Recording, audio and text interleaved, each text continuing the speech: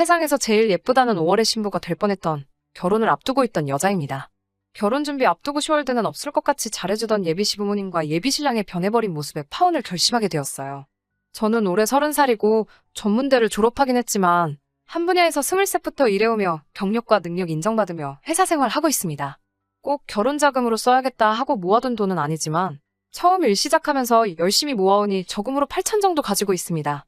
그 정도 저금하면서도 집에 손 벌린 적 한 번도 없었고 오히려 제가 번 돈으로 부모님 용돈도 드리고 하고 있습니다. 지금은 아니지만 저와 결혼할 뻔했던 예비신랑. 이제는 예비신랑이 아니네요.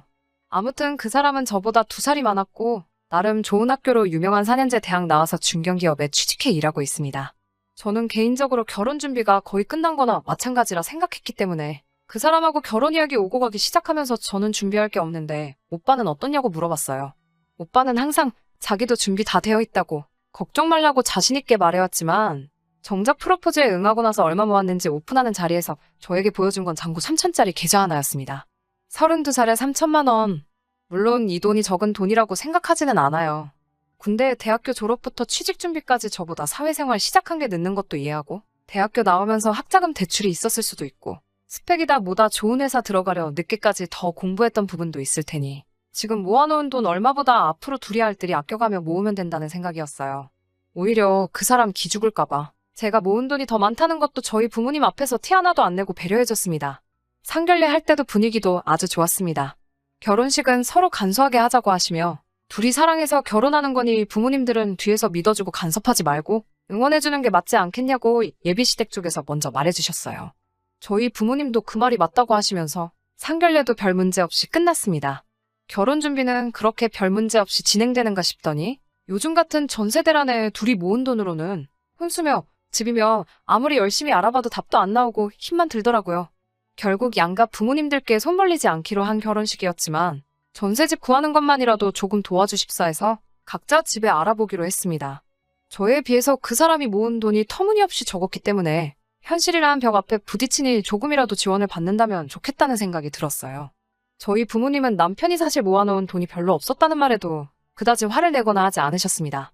오히려 그런 상황이었으면 진작에 물어보지 않았느냐며 그러면 진작에 같이 고민해보지 않았겠느냐고 저를 나무라셨어요.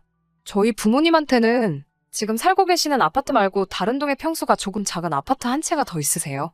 전세를 주고 있던 아파트였는데 저희 결혼할 때 맞춰서 그 집을 비워줄 테니 일단 그 집에 들어가서 살면서 돈을 더 모아. 그 후에 이사를 가는 게 어떻겠냐고 하시더라고요.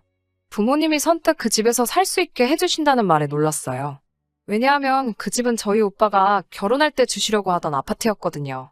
오빠도 결혼하려면 그 집이 있어야 결혼 준비할 때 면이라도 설 텐데 오빠도 당장 결혼할 생각도 없다고 하니 그때까지라도 저희 보고 몇 년 동안 그 집에서 살면서 돈을 모으라고 하네요.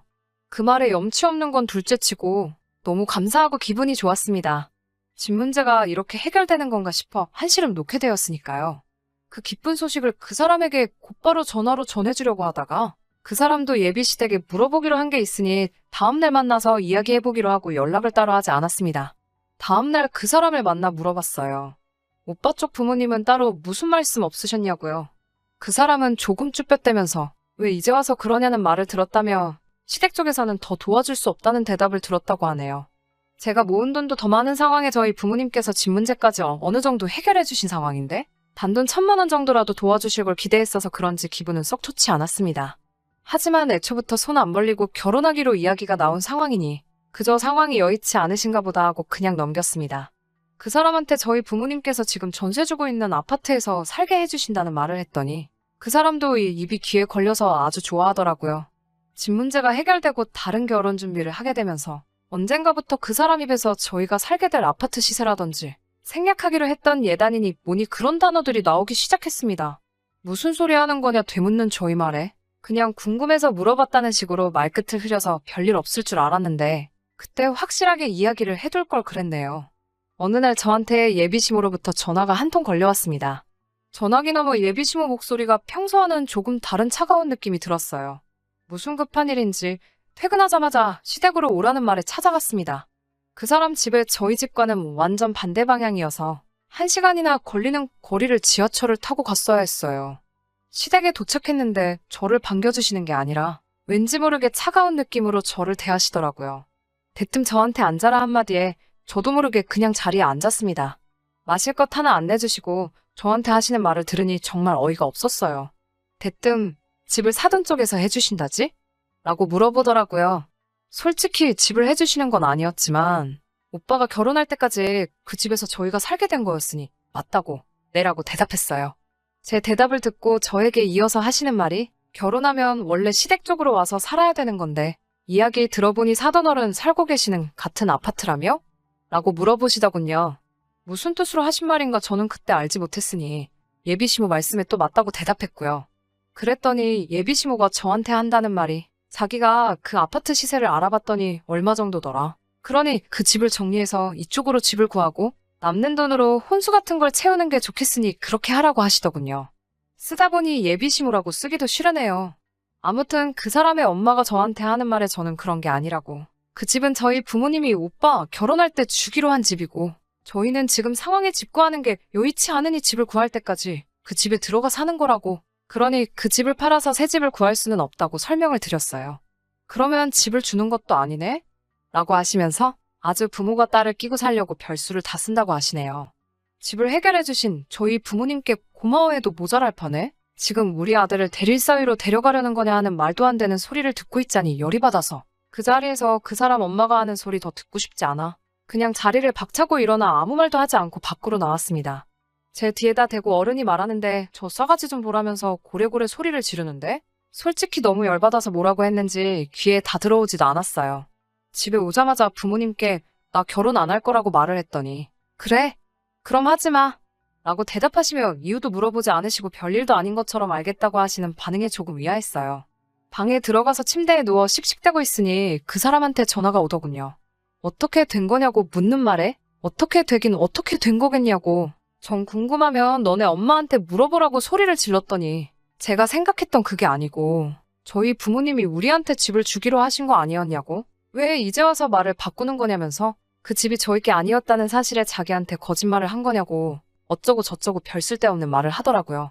여태까지 제가 이딴 놈하고 결혼 생각을 했다는 사실에 화가 나서 다음날에 플래너한테 전화해서 전부 다 취소하라고 난리법석을 떨었어요. 나중에 엄마가 하시는 말씀이 그 사람네 엄마가 저를 불러서 그 헛소리를 짓거린 그날 저희 엄마와 통화를 했다고 하네요. 이런저런 이야기 나누시다가 그 집에 대한 이야기가 나왔고 집 시세를 물어보시고 나서 전화를 끊으려고 하는 찰나에 예단 목록을 보내드릴 테니 확인을 하라고 했다네요. 상견례할 때 간소하게 하기로 해서 그 사람이랑 저랑길 커플링 하나 말고는 딴 거 아무것도 안 하기로 했는데 말이죠. 아무튼 엄마도 간소히 하기로 했다는 말을 기억하셔서 그냥 옷이나 한 벌씩 해달라 하실 건가 싶어서 그 사람네 엄마가 보내준 예단 목록을 확인해봤는데 글쎄 거기에 적힌 건 별 5개짜리 돌침대랑 요즘 새로 나온 김치냉장고, 시댁 친척들한테 돌릴 이불 세트랑 명품백이 적혀 있었다네요. 다른 건 둘째 치더라도 명품백은 조금 의문이 들더라고요. 결혼 전에 연애하면서 그 사람 엄마를 몇 번이나 만나본 자리에서도 명품백 같은 건 가져나온 적 한 번도 없었고 관심도 없어 보였는데 정확하게 브랜드랑 모델 이름에 색상까지 적혀있는 꼬라지를 보니 그 사람한테 결혼한 누나가 한 명 있다는 게 문득 생각이 나더군요. 결혼 준비하면서 한 번 만나본 게 전부인데 그 명품백이 누구한테 갈 건지는 안 봐도 뻔한 생각이 들었어요. 엄마는 그 상황에서 이 사실을 저한테 말하면 제가 결혼 안 하겠다 소리할 것 같아서 아무 말도 안 하고 계셨던 거고 그날 그 사람 엄마 만나고 제가 결혼 안 한다고 한 날에 그 집에서 집 이야기가 아니라 엄마가 받은 예단 목록 이야기를 듣고 제가 결혼 안 한다고 한 건 줄 알았다고 하시네요. 그래서 엄마랑 이 말 저 말 나누던 끝에 그 사람 쪽에서 집을 팔아서 시댁 근처에 신혼집을 구하란 말을 했다고 했더니 엄마도 그 집 사람들 아주 상종 못할 사람들이라면서 그럴 일은 절대 없을 거라고 딱 잘라 말하셨어요. 청첩장 돌리기 전에 파혼하게 돼서 그거 하나만큼은 정말 다행이라고 생각하는데 아무리 생각해봐도 도무지 분이 풀리지가 않네요. 어떻게 한 방 먹여줄 방법이 없을까요? 후기입니다. 사연 보내드리고 바로 며칠 뒤에 그 사람한테 미안하다고 한 번만 만나자고 연락이 왔어요.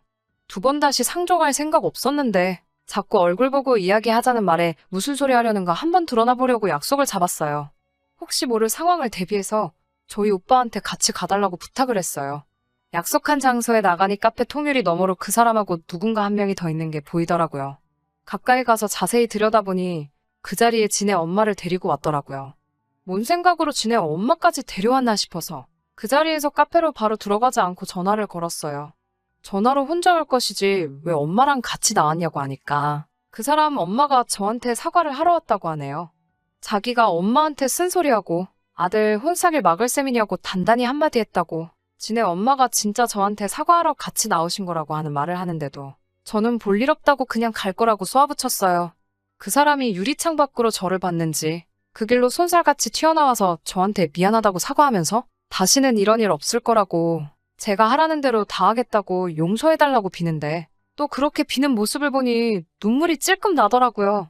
제가 왜 그랬나 싶네요. 그렇게까지 비는 모습을 보니 여태 만나온 정 때문에 그랬나? 마음이 좀 흔들렸나 봐요. 결국 그 사람하고 같이 카페 안으로 들어가게 되었어요. 하지만 그 사람 엄마를 보니 별로 이야기하고 싶지도 않아서 인사도 안 하고 자리에 앉았어요. 예비 시모가 그 사람 보고 자리 좀 비켜달라고 하는데 그 사람이 싫다고 그냥 자기 있는 데서 말하라 하는데도 너 있으면 사과 안 할 거라고 막무가내로 우기더군요. 그때까지만 해도 아들 보는 앞에서 며느리들 여자한테 사과하려니 자존심이 상하나 보다 싶었습니다. 그 사람이 자리 비우자마자 시모가 입을 여는데 왜 결혼을 안 한다는 거냐고 말하며 제가 뭐가 잘나서 늙은 사람 여기까지 오게 만드냐고 집 해온다고 지금 유세 부리는 거냐고 하더라고요.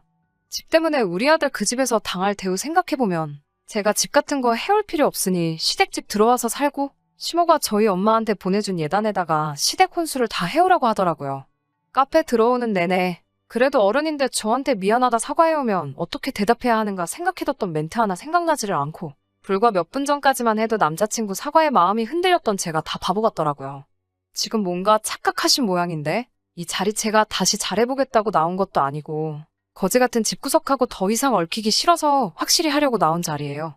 꼴의 아침 드라마는 챙겨봤는지 거지 같은 집구석이라는 말에 시모 얼굴이 벌개져서는 마시고 있던 커피를 저한테 던지더라고요. 저도 아끼는 옷에 커피까지 뒤집었으니 눈앞에 보이는 게 없어졌어요. 내 돈 주고 결혼해서 종으로 들어갈 일 있냐고 좋은 대학 나오고 중견기업 다닌다고 아들이 무슨 장원급제라도 하신 줄 착각하시나 본데 아줌마네 아들 정도 되는 사람 밖에 널리고 지천에 깔렸다고 여자 쪽에서 이만큼 해주면 고맙다고 하고 아들 앞길 행복하기를 바라야지. 그 와중에도 그 집 거지 같은 가구며 가정까지 바꿔가면서 시댁 식모살이 시킬 생각을 하신다니? 염치가 없어도 너무 없는 거 아니냐고. 그 집구석에 앞으로 시집갈 여자 생각을 하면 가만히 있다가도 목이 막혀서 물도 안 넘어간다고. 너네끼리 앞으로도 잘 먹고 잘 살라고 하고 자리를 박차고 나왔어요. 멀리서 지켜보던 그 사람도 제가 커피 뒤집어 쓰는 걸 보고 지네 엄마한테 지금 뭐 하는 거냐며 쫓아 뛰어왔는데 밖에서 상황을 지켜보던 저희 오빠가 들어와서 그놈한테 그렇게 살지 말라고 한 번만 더 제 눈앞에 띄는 날만 생기면 재미없을 줄 알라고 한마디 하고 저를 데리고 나왔어요. 솔직히 그 상황에 너무 흥분해서 시모한테 무슨 이야기 했는지 잘 기억이 안 나지만 할 말은 대충 다 한 것 같아요. 그래도 아쉬움이 남는 게 시간을 돌릴 수 있다면 딱 시모가 커피 저한테 집어던지는 순간으로 돌아가고 싶네요. 시모 뒷목 잡을 때까지 한마디 한마디 또박또박 말해줄 수 있을 것 같아서 말이에요. 아무튼 그렇게 저는 거지근성 시댁하고 확실하게 연을 끊게 되었습니다. 이혼녀 되는 것보다는 그 전에 파혼한 게 참 다행이다 싶어요. 청첩장 돌리기 전에 이렇게 된 거 진짜 제가 열심히 살아와서 하늘이 도와준 건가 싶습니다. 긴 사연에다가 고구마가 100개 정도 있는 것 같은데 끝까지 들어주셔서 너무 감사합니다. 이제라도 더 늦기 전에 정신 건강하고 제대로 된 남자 만나서 행복한 가정 꾸리고 살고 싶네요. 그러면 사연 끝까지 들어주신 모든 분들 오늘도 좋은 하루 되세요.